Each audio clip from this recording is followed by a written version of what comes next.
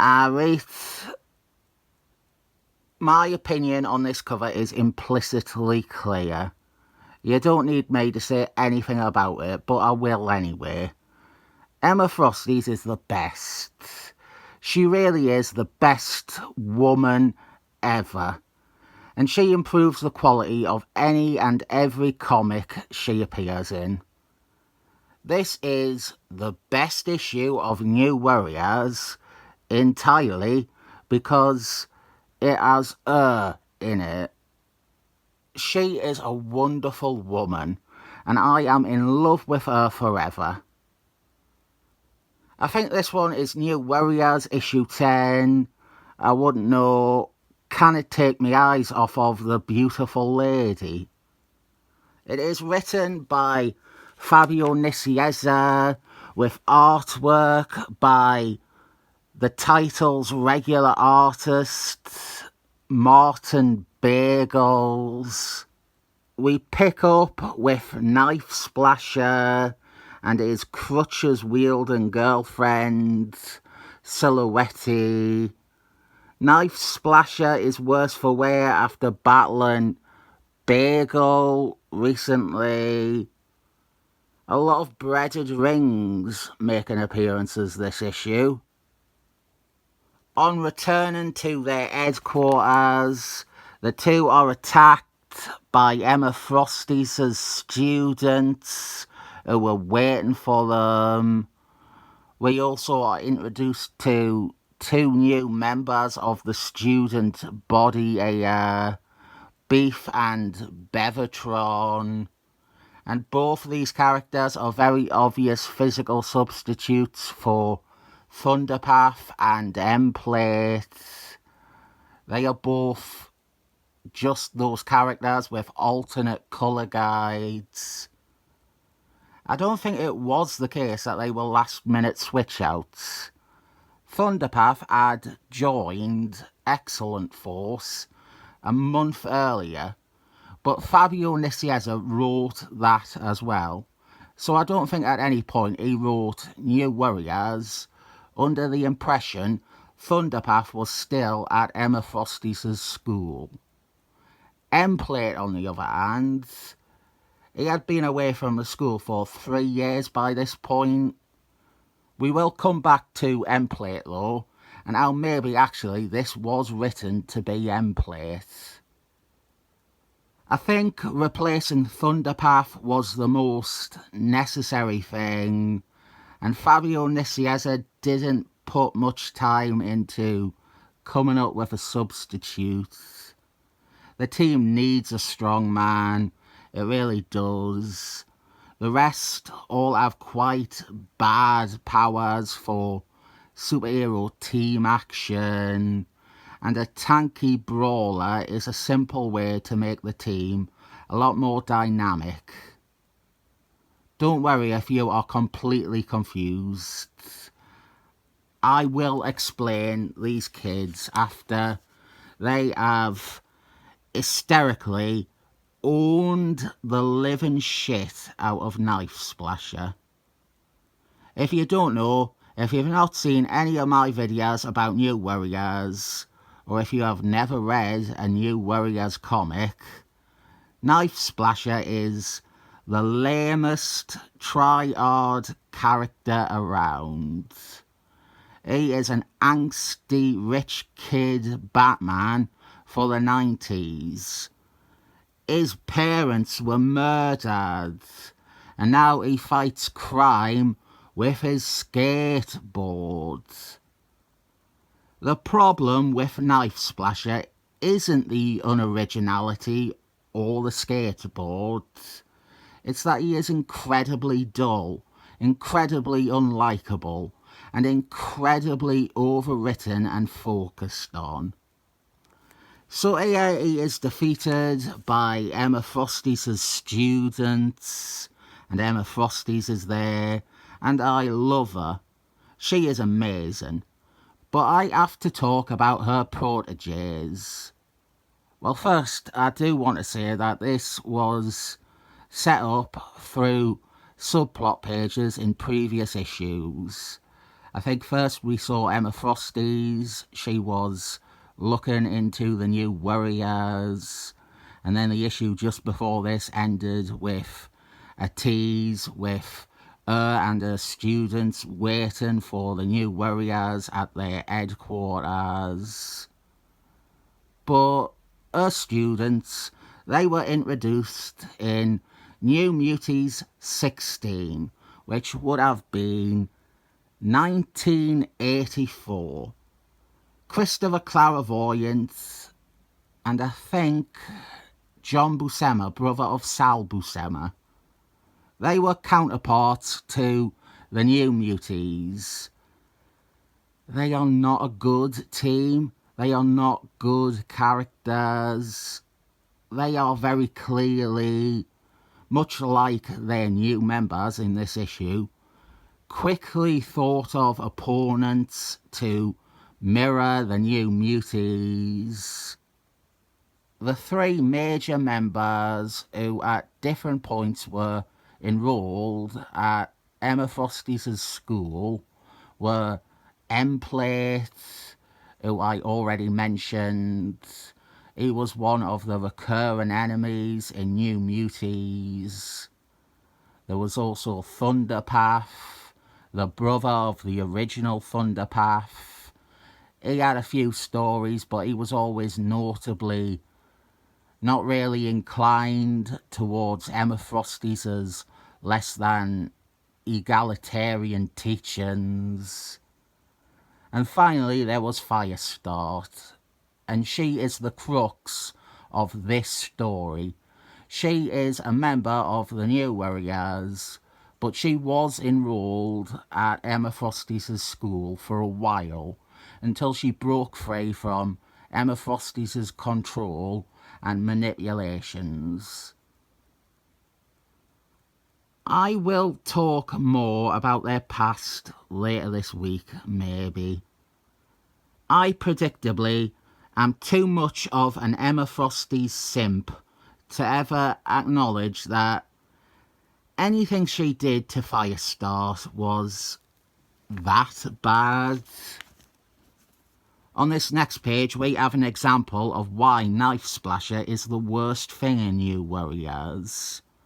Emma Frosty's a very skilled and expert user of telepathy, cannot read his mind because he has taught himself mental resistance. A complete load of bullshit right there. Emma Frosty's looks beautiful in most of this issue. Emma Frosty's is all I want in life. Elsewhere we have the other 5 members of the New Warriors.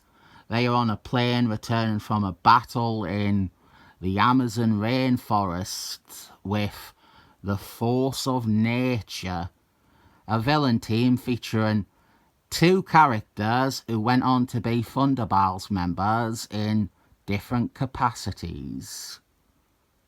A lot of the same characters who crop up in Thunderballs later on also had some presence in New Warriors because of them sharing a writer, and it is never that egregious or bad. Knife Splasher thankfully never joins the Thunderballs. Some of the bad guys that the New Warriors fight do join the Thunderballs. Not all of them, just the ones that make sense. Our scene here has some nice stuff with Speedy Balls. We have his mother, who they saved from Force of Nature. His mum finds out that her son is a superhero, and she is trying to urge him and his friends to stop being heroes because it is putting them in front of danger. And Speedy Balls has an interesting history that I won't get into in this video, but I think for the majority of readers it was New Warriors that really brought the character to life. He was a dopey character before New Warriors.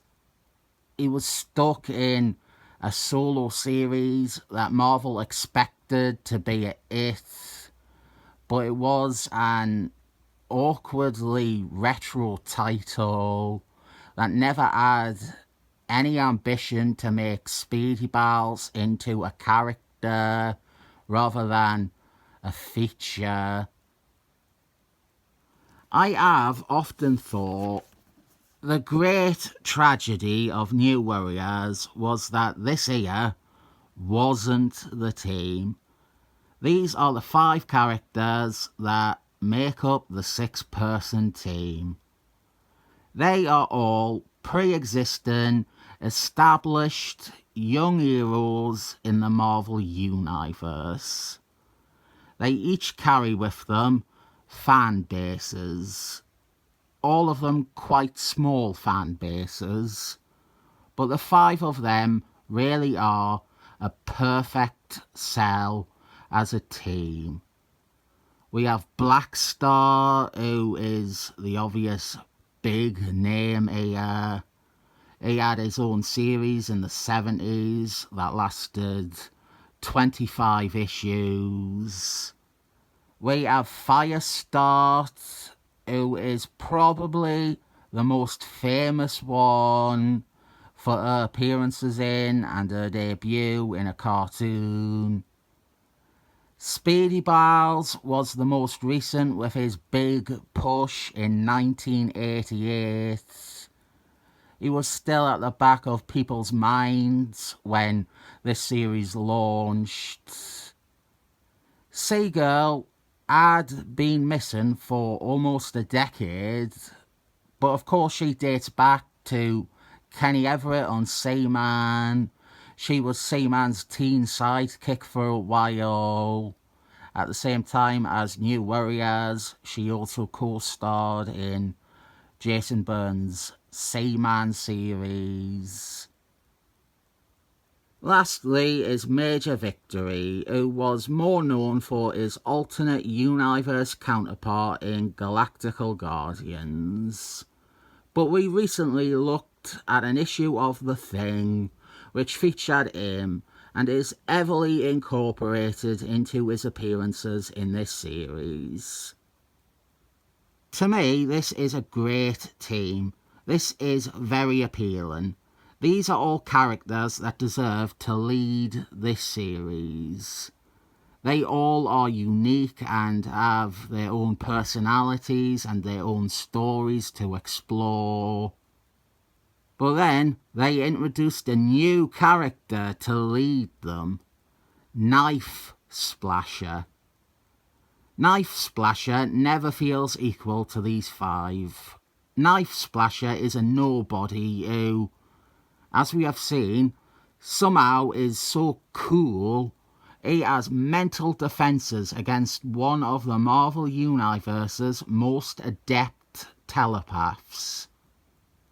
I always think in advance of what people might say in response to something I have said. With Knife Splasher, I don't like the character. I think he is unexciting and annoying. I don't want people to think I don't like him because he is the only character that doesn't come with continuity attached like the other 5 do. I think Torpedo, a new character introduced later in New Warriors, she is a good addition. Although I guess not a great example because she does actually have continuity. We also have Rage. He joins the team, and Rage is meant to be a bit unlikable, but I like him more than Knife Splasher. I have defended Rage and his inclusion in Avengers stories before. I think in the end, New Warriors is a far better place for the character, and Rage is a better character than Knife Splasher. I think whatever point I was trying to make got a bit lost there. We have the New Warriors versus the Muties. One of my favourite bits is Speedy Bowles bounces off Emma Frosty's. This made me laugh a lot, and I think it reflects well on me that I'm not mourning how much this robs Emma Frosty's of her dignity. No, it's great, it's amusing, it makes sense in story, and it appropriately eliminates Emma Frosty's from combat briefly. We also have Firestar trying to appeal to Cat's Eye. I'll just use their real names since no one cares about them. I always like seeing characters trying to talk things out, and obviously it makes sense that Firestar would, as she is the nicest member of the New Warriors, and she does have a past relationship with most of these guys. The rest of the action is great, really fun and energetic.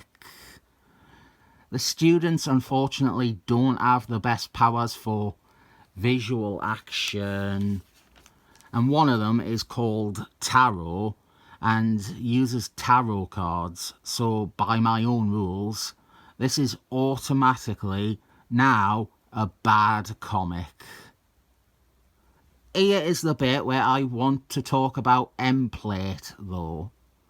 I think this may be the very first draft possibly was intended to be M-Plate. What we see drawn doesn't work as M-Plate because Bevatron, as he is called, fires kinetic energy blasts, and that isn't even close to M-Plate's powers. He looks like M-Plate, a blonde M-Plate, and having him be the one that Firestar fights would make sense if it was M-Plate. Firestar and M-Plate have a complicated history, and yeah, it's rape. Rape again. Why am I always talking about rape in comics? And this scene, the idea of this scene, it carries a lot more weight if it is M-Plate who she is battling. She accidentally causes him to fall from the side of the building, and she rushes to try to stop him from plummeting to his death. If this was M-Plate, this would be showing us how much more heroic and great Firestar is, because her natural response to someone, anyone, falling to their death is to try and save them. If it was M-Plate, it would show she is a better person because she is saving someone who she could just do a mockingbird with. The other pieces are Blackstar versus Jetstream. Jetstream was the Cannonball's opposite, and so Blackstar makes sense to have battle aim. We have... Oh, I like this bit. Not just because of Emma Frosty's, but because Emma Frosty's and Knife Splasher's housekeeper, Ty, they have, I won't call it a showdown, they have a conference, and Emma Frosty's comes across as slightly more concerned than Ty. The twist is, spoilers if you have not read New Warriors, Ty is evil, and she has been manipulating Knife Splasher and Knife Splasher's destiny, and that is about the point where you really start to realise Knife Splasher is being over-spotlighted in this team book. To speak of the devil, Knife Splasher is shown in this issue is pretty funny because he is beaten again, and Blackstar wins against Jetstream. Roulette defeats Speedy Bowles. major victory, bests Taro, but it causes him to pass out. Finally, Seagull has demolished Beef, and Firestar returns with Bevatron / Emplate. There is a lot of baggage between Firestar and Emma Frosty's, and were I to ever write either of these characters, it is something I would want to resolve as soon as possible. A few writers have touched on it, Fabian Nicieza here for example, but I don't feel like Emma Frosty's has ever been redeemed for that.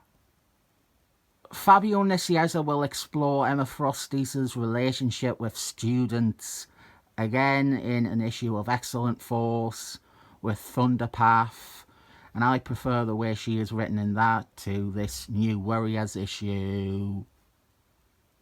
So we will end with what happens not that long after this story. Emma Frosty's students, the kids in this issue, they die in Uncanny Excellent Men 281. This will horribly scar Emma Frosty's and really be the linchpin that leads to her turning over a new leaf and trying to actually look after and protect muty children going forwards. Her redemption plays out in the Borg Covenant crossover from 1994, the Generation Next ongoing, and it really came to its head during Van Morrison's run on Excellent Men. Following that, and a developing relationship with Cyclist, which is the best thing ever, she has become accepted and viewed as a loyal member of the Excellent Men who, while a bit loose with morality and not entirely nice to everyone, she is a leader, she is dependable, and she will do what is needed for the good of muties and future generations of muties. Alongside Captain America, Emma Frosty's is my favourite character. And there is always a notion that I am thinking with my dick, or that I only like her because I also fancy January Jones, the absolute most that anyone has ever fancied anyone ever. But I honestly do think Emma Frosty's is a great character. One of the best in the medium. She is complex, she is charismatic, she is engaging. She is a strong female character. She is an actual great example of what a strong female character is. And all the strength of her character does not come from Christopher Clairvoyant. It was all other writers, Van Morrison, Scott Lobel, Fabio Nicieza. That is also why people do not act as if she is as amazing as Storms or the Phoenix, because... No, I'm not getting into it. Not getting into Excellent Men shit. It's a thorny issue for me. Avoiding it. I hate the Excellent Men fan base. I have come to realise I think they are the worst fan base ever. I despise them. What I wanted to say, why I talked about Emma Frosty's, is because this still hasn't really been resolved. The outstanding conflict with Firestar. Fabio Nicieza doesn't really resolve it here.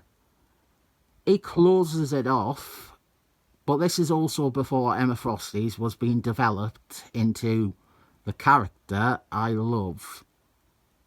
Jason Fabergé touches on it a few years later in Generation Next. He more directly tackles it than Fabian Nicieza. But again, he follows the same direction as this issue, where closure is not met. I know after that they did some series, Young Summit. They did some more than that. Same thing again though. Acknowledge it, but don't resolve it.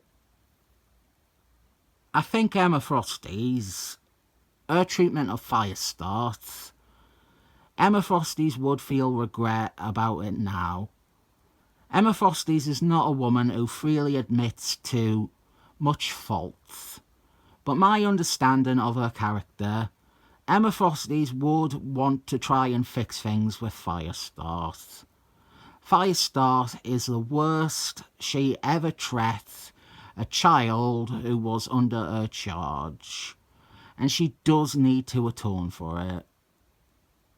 The good thing about this issue is we get to finish the video with this cover again.